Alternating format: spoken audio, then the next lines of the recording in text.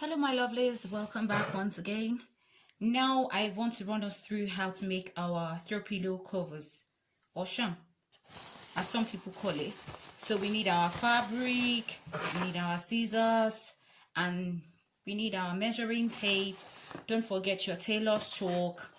And for this project I'll be using my throw pillow. So we need to measure what this is.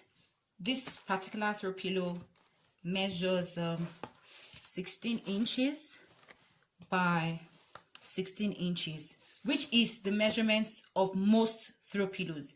There's some that are slightly bigger, like 18 inches by 18 inches, but whatever the case, make sure to measure yours so that it fits perfectly when you eventually make your throw pillow covers.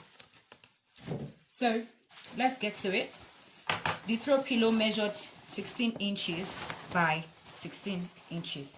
So on my fabric, I'll need to measure 16.5 inches by 16.5 inches square.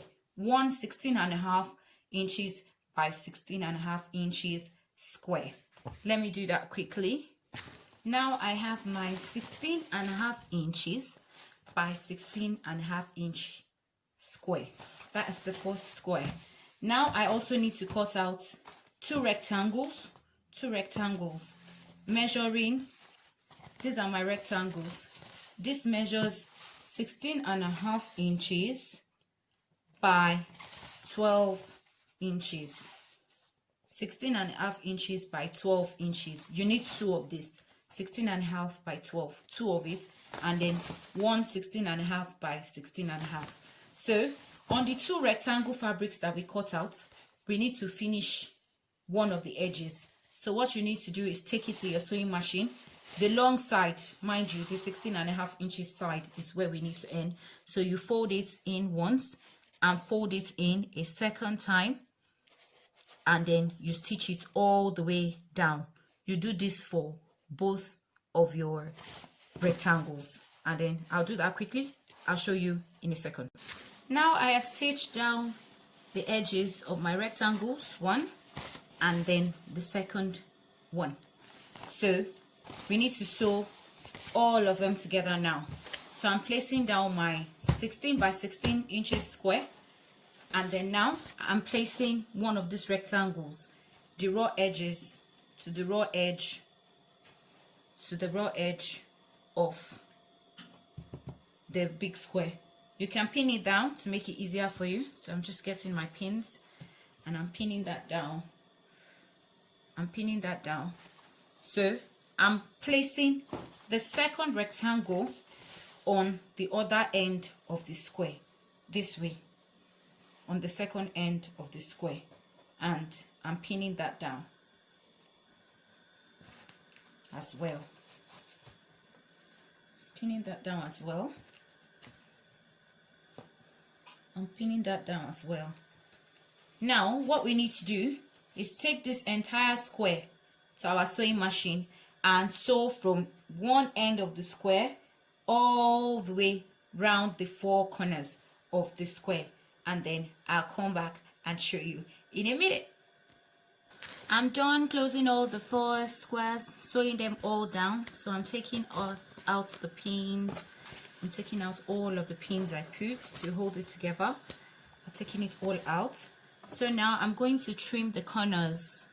I'm going to trim away the corners so that it can relax very well without the corners popping up. So I'm trimming away the corners. Now I'm done trimming away the corners. Trim out any excess fabric at the edge. So now what we need to do next is go to this opening that was created by the overlap we did at the back, and then turn it out through that place. So I'm turning it out, making sure to poke the corners out because I like my corners sharp. It makes your work look very good. So the four corners, and that's the last one. Yes, all four, inside out.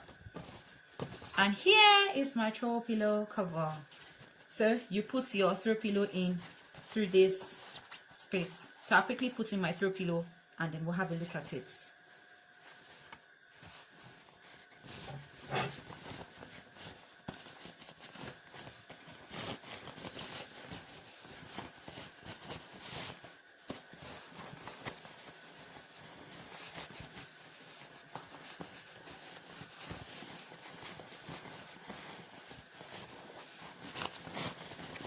That is my throw pillow done. Throw pillow all done without a zipper. It's all done and it's all closed. The good thing about this kind of throw pillow is that you can easily take off the cover to wash it, and that helps you to keep it tidy, and you can make as many throw pillow covers as you'd like. Thank you for watching. Remember to follow at Explicit Collections on Instagram and on Facebook.